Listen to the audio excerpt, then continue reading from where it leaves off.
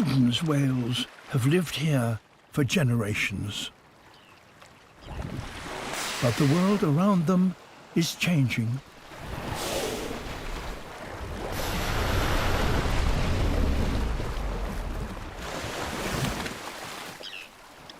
Today, agricultural pollution flowing from the land is beginning to suffocate this sea.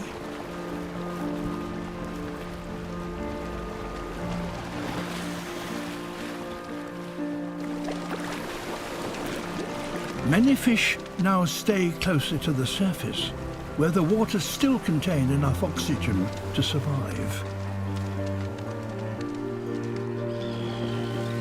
Eden's whales depend on these fish. They swallow huge quantities of water before filtering out their prey.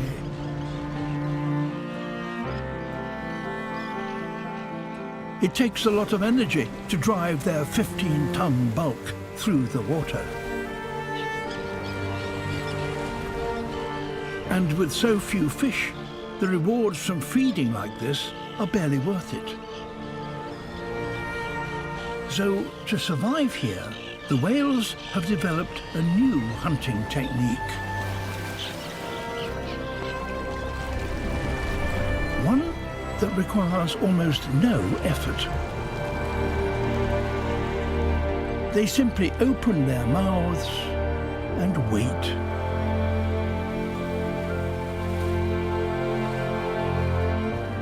The panicked fish jump right in.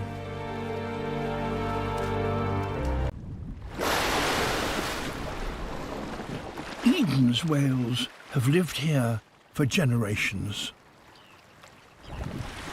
But the world around them is changing.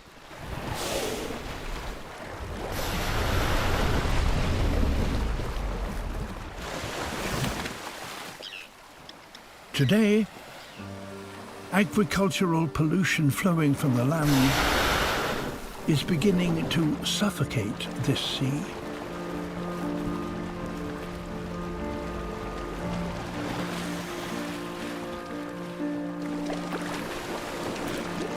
Many fish now stay closer to the surface, where the waters still contain enough oxygen to survive. Eden's whales depend on these fish. They swallow huge quantities of water before filtering out their prey.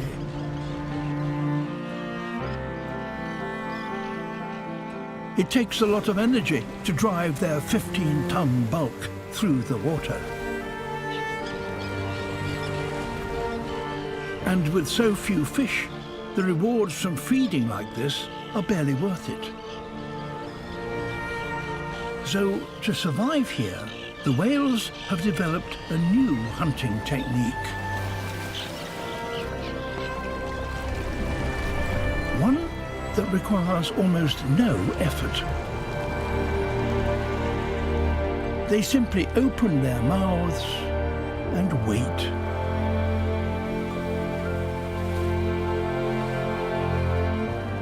The panicked fish jump right in.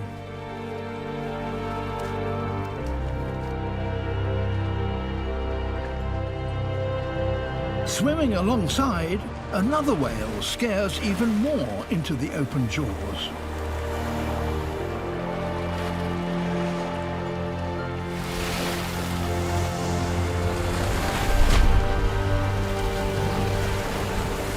With this ingenious new technique, Eden's whales have found a way to survive the pressures they now face. All across the planet, animals are having to adapt to a changing world. But the speed of these changes will be too fast for many.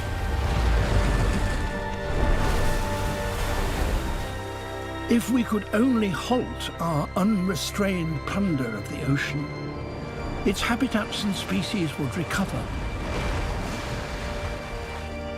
And at a time when our overexploited lands are already failing us, this has never been more important for humanity.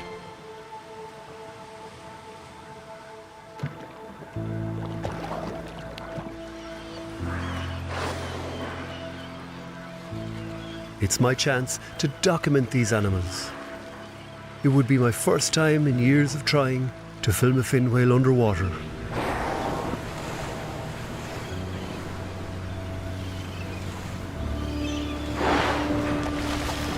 Being in the water with whales this size is something I've learned to do safely over many years now.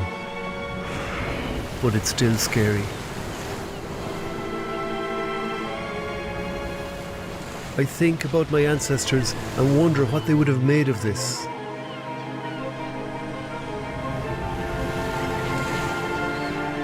The fin whale swallows an enormous mouthful of sprat and dives, coming within a few short meters of me. An awesome animal. Water visibility is just a few meters.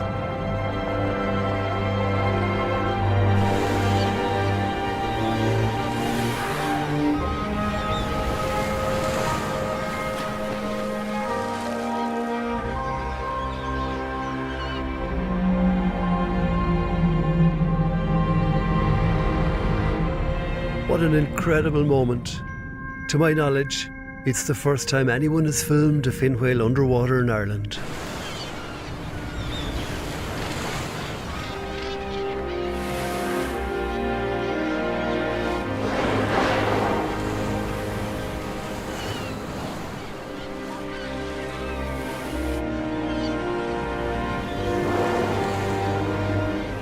And then, a humpback whale. But this is no ordinary humpback whale. I can recognise from the tail and dorsal fins that this is Boomerang. A whale that has been coming to our south coast for 20 years now, and for some reason always associates with fin whales. He blows a single line of bubbles, perhaps to herd the sprat, and lunges from below the water.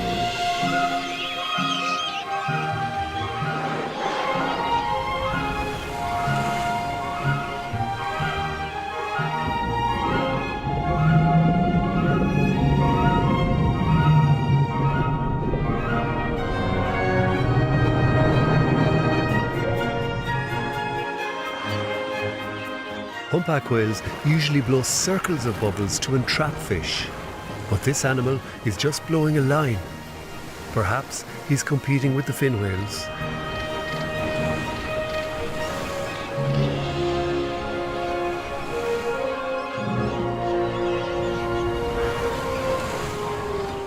Again and again they rise, one giant mouth after another.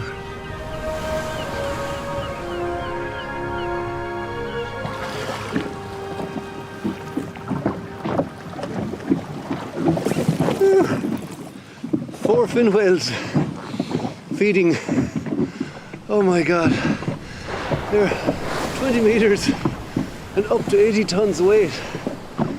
That's 2 fully loaded articulated trucks or 16 elephants. You check your sitting and you are ready, it's okay. And the sperm whale is coming close to the camera and we turn and look at me, and it was a magic moment for me.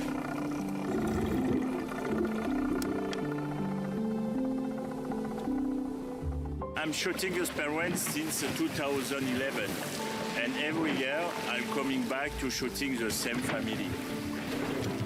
My first sperm whale was a female, it's a big female, it's Irene Goldthorpe. I remember when I see for the first time, I just only one into the blue water, and my things were more 1,000 meters, and when I see the sperm whale is coming, and it looks like a submarine.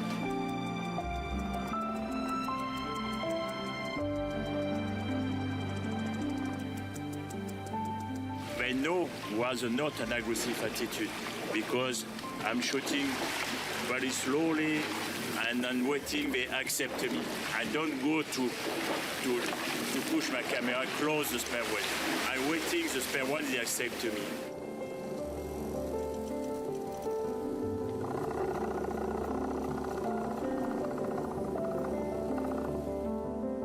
When he can see you, sometimes he comes with playing with close the camera like an actor. And this is it, a magic moment. It's amazing. We don't need to tell what he want to say, what he want to say to him. It was a neutral communication, and it's amazing.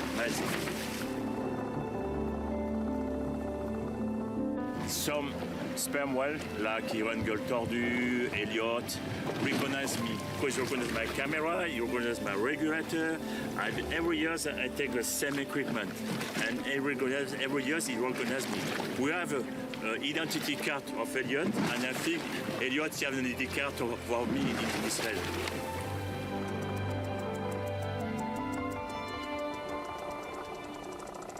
I would like to follow the story of the family.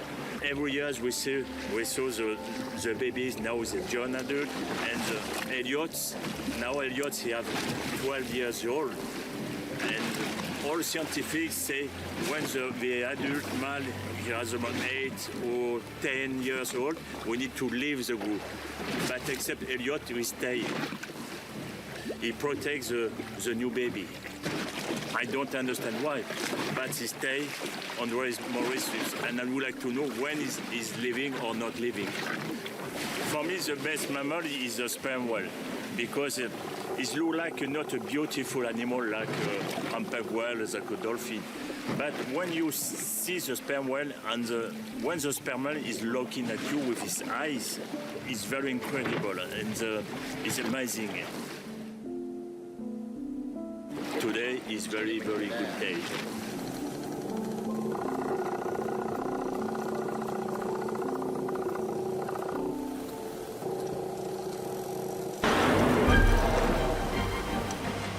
The whales can sense the presence of the herring and dive in pursuit. Holding my breath, I dive to film the action. They're not easy to find in the darkness.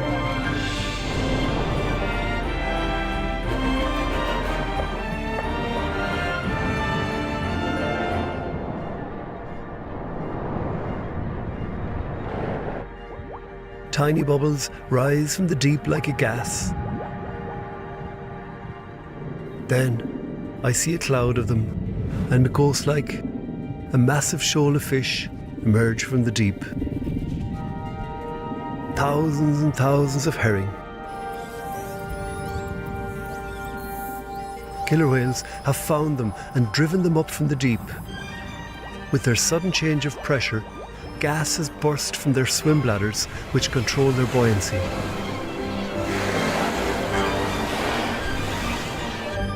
The whales work together to squeeze the fish into an even tighter ball.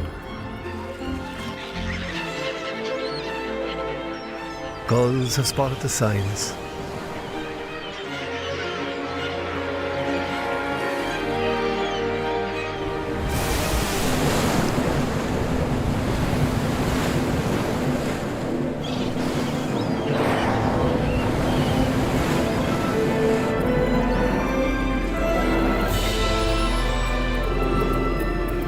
The killer whales push the herring up, but the humpbacks will be there to profit from this. The whales flick their tails into the herring shoal to stun the fish.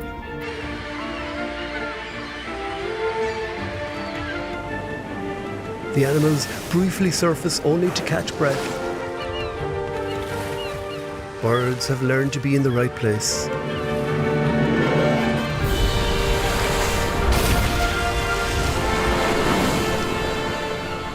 But then the humpbacks, with their enormous mouths and cooperation, take the lion's share.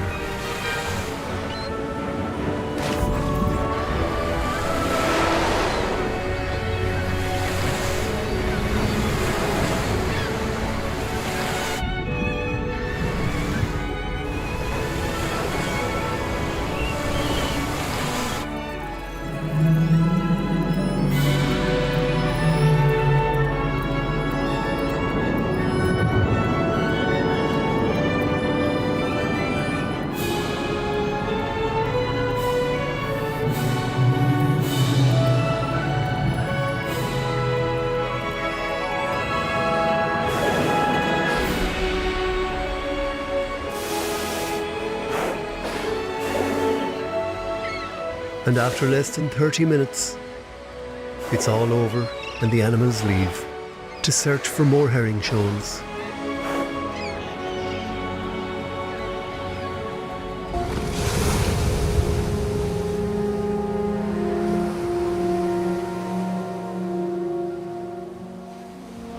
A pod of 12 bull sperm whales has become fatally stranded. Was this stranding caused by one whale making a navigational error? No one knows. But with social bonds so strong, the other whales can't help but follow.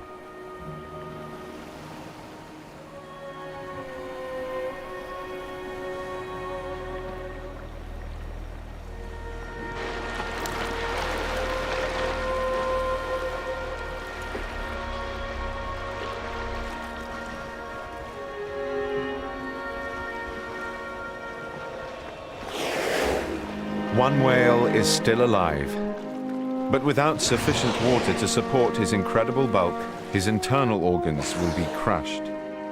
Left like this, he will die within days.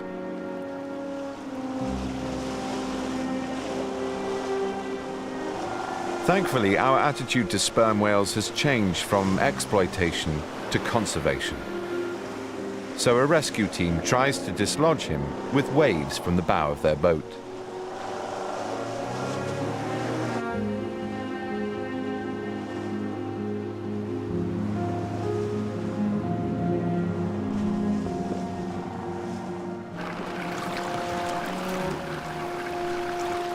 But he's held fast.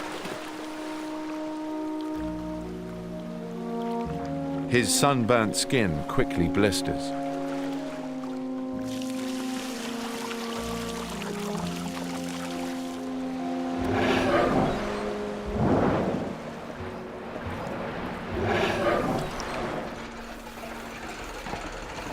The only option left is to use nets.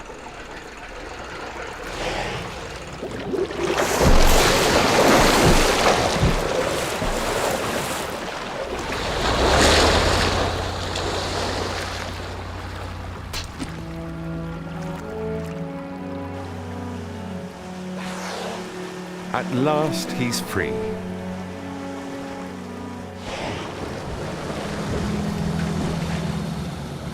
Badly weakened, he's chaperoned towards the harbour entrance. But he's not out of trouble yet. First, he must negotiate the rocky heads of the bay.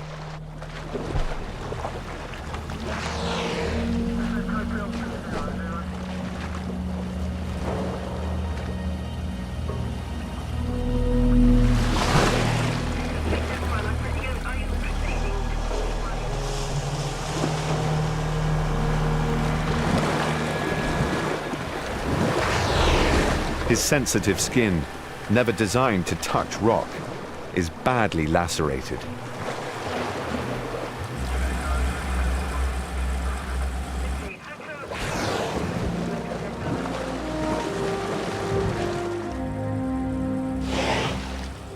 He's through, and back into the safety of the endless blue.